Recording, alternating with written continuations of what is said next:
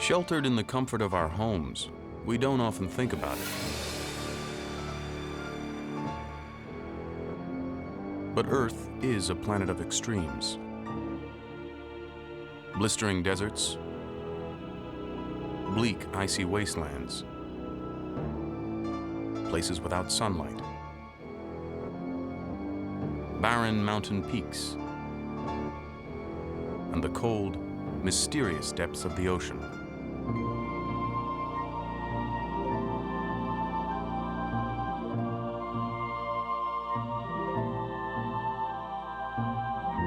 And in all these hostile places, in circumstances that would make us wither away and die, animals have evolved to make a life.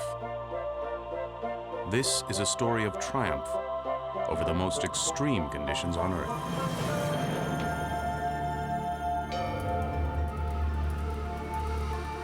We live in the middle of a hostile solar system. Outer space is cold and lifeless. Some planets are nothing more than frozen rock and ice.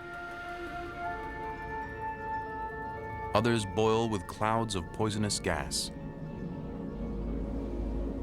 The sun itself is a nuclear inferno, burning at 27 million degrees Fahrenheit.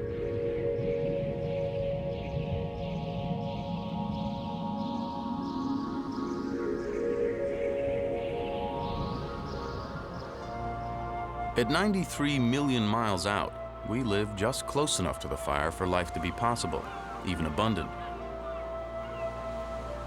Earth is home to an extraordinary diversity of life forms.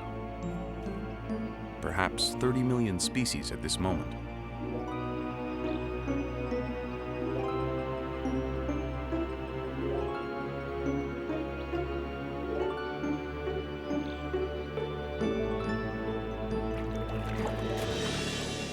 One reason for this abundance is that Earth has so many varied habitats, each demanding its own adaptations.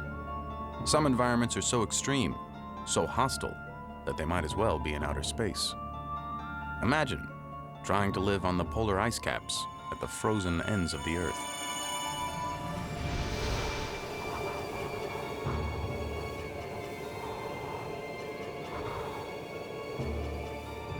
The Antarctic is the coldest place on Earth.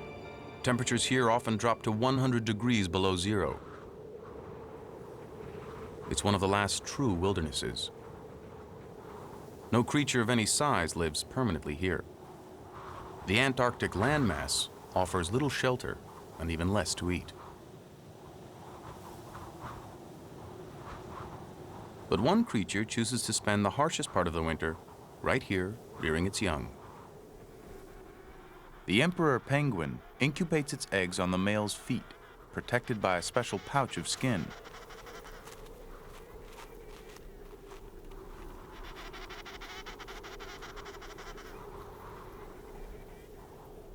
In the icy winter winds, emperor penguins huddle together in large groups and take turns in the middle, which allows them to reduce heat loss by as much as half.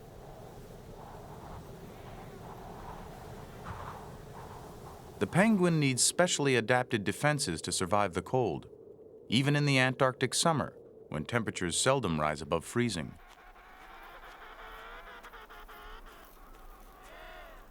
The penguin's feathers are densely packed and overlapping for added protection.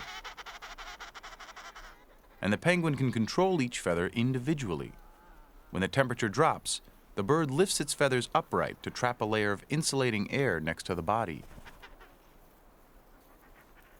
Penguins must stand on the ice in their bare feet. Fortunately, their feet are small and padded with fat to minimize heat loss. By rocking back on their heels, they can also reduce contact with the ice. The body absorbs almost all of the blood's warmth before it even gets to the feet.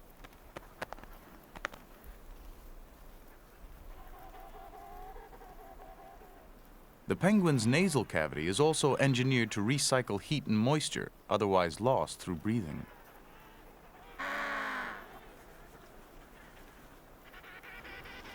The Antarctic Ocean is teeming with food, so penguins are well equipped to brave the icy waters.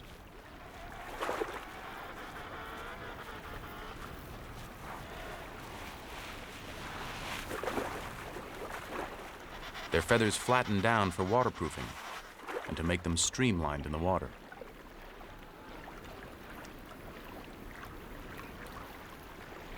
They need to be quick. There are dangerous predators here.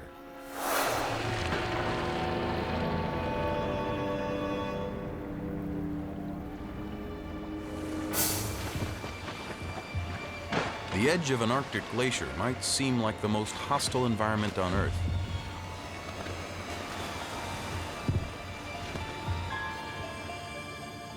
But this is the frozen home of the iceworm, a tiny creature which forages on even tinier algae and bacteria.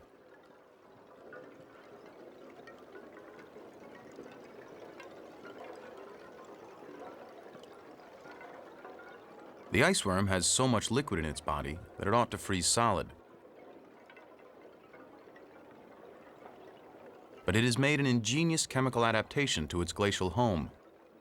Antifreeze proteins in its body, known as polypeptides, bind with the ice and stop it from forming crystals, which might otherwise cause it to rupture. This means the iceworm can function even at sub-zero temperatures. But there's a drawback. This little creature is so specialized that it can survive only in a narrow temperature range. If it gets too warm, the iceworm will die.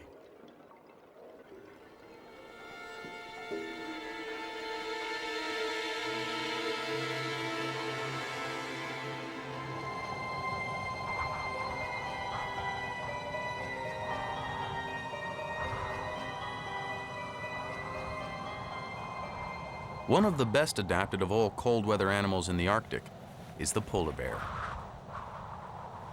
A thick layer of blubber keeps cold out and body heat in. A dense fur coat covers even the soles of the bear's feet. In fact, polar bears are so well insulated that they often need to cool down by rolling in the snow.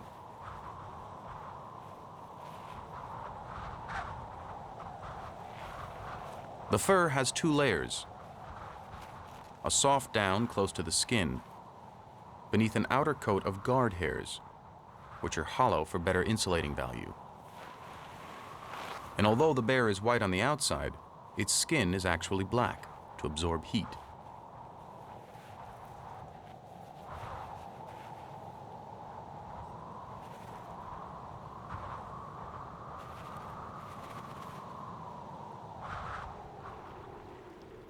During the Arctic summer, a polar bear spends much of its time at sea, hunting for seals.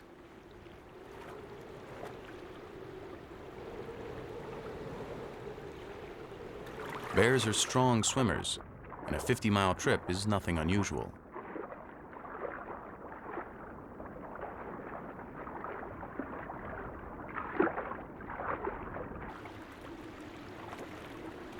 But a polar bear only catches prey about once in every 5 hunting days, so the blubber plays a second role, as a food reserve.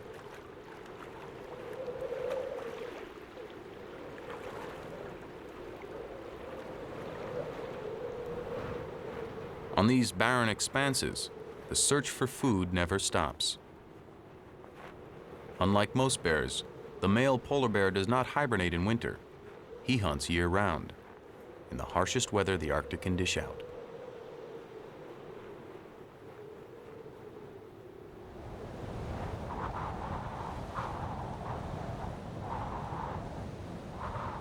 Winter can also be bitterly cold in Yellowstone National Park.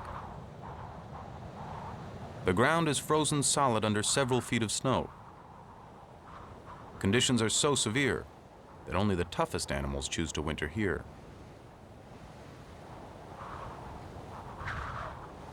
One of these winter stoics is not a natural cold weather survivor. The bison's fur coat provides adequate protection from the frigid temperatures, and its small ears reduce heat loss. To reach the frozen grass and vegetation under the snow, the bison uses its head.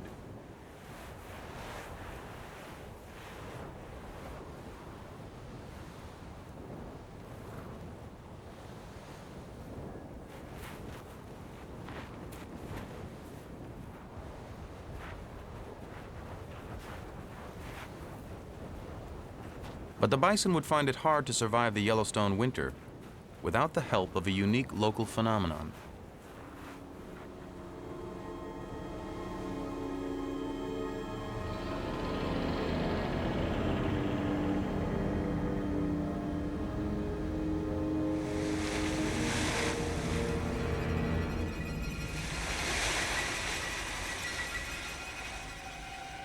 Yellowstone's geysers provide permanent steam baths where bison can go to warm up after a day of frosty grazing.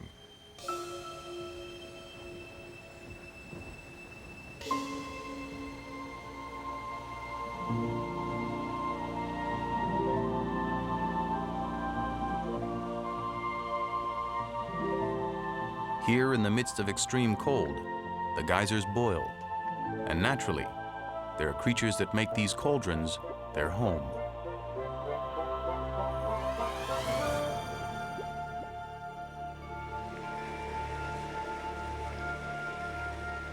In the middle of a freezing Yellowstone winter, some animals have adapted to a world as hot as the inside of a simmering pot. Volcanic activity deep within the earth sends up superheated steam, turning the surface into a seething cauldron of mud. Hardly the ideal place to set up housekeeping.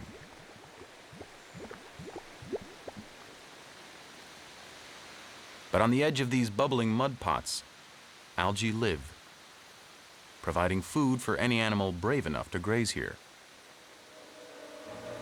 like the extraordinary alkali fly. The fly's tough external skeleton helps it cope with the heat. But thermal springs are also laced with toxic chemicals. The concentrated sodium and carbonates in the water could clog up the fly's system. But the fly has a lime gland, the insect equivalent of a kidney. It filters out the harmful carbonates and forms tiny pebbles, like kidney stones, which the fly can excrete.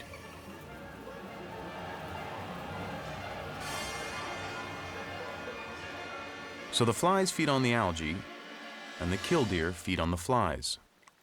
Food is plentiful, but every extreme habitat comes with a price. Fortunately, the killdeer's legs are tough enough to wade in water that would scald the skin off our feet. It makes dry heat sound like paradise, at least at first.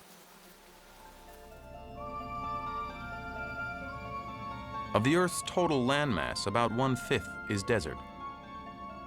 Land where less than 10 inches of rain falls each year.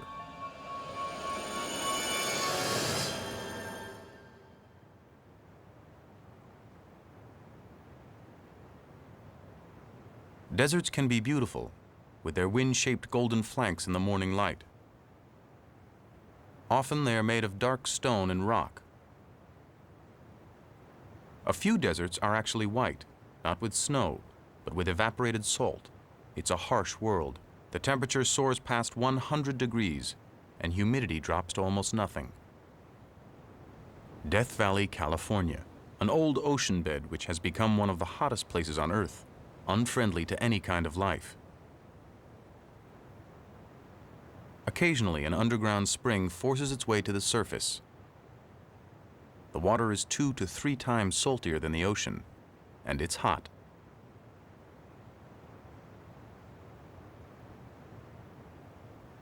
But nature is a genius at making the best of a bad thing, and these lethal circumstances support a thriving little neighborhood of aquatic insects and the desert pupfish, which feeds on them. The pupfish has 2 important adaptations for surviving in these dismal conditions. It can excrete salt through its gills, and the proteins which form its body are tightly bonded together, providing a kind of rigid shield against heat damage.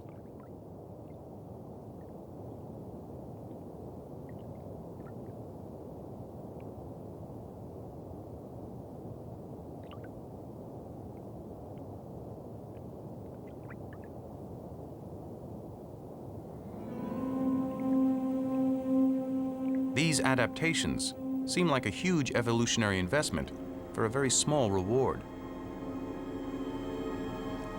The pools and salty streams of the desert seldom last long. Under the heat of the sun, they dry up and lead nowhere.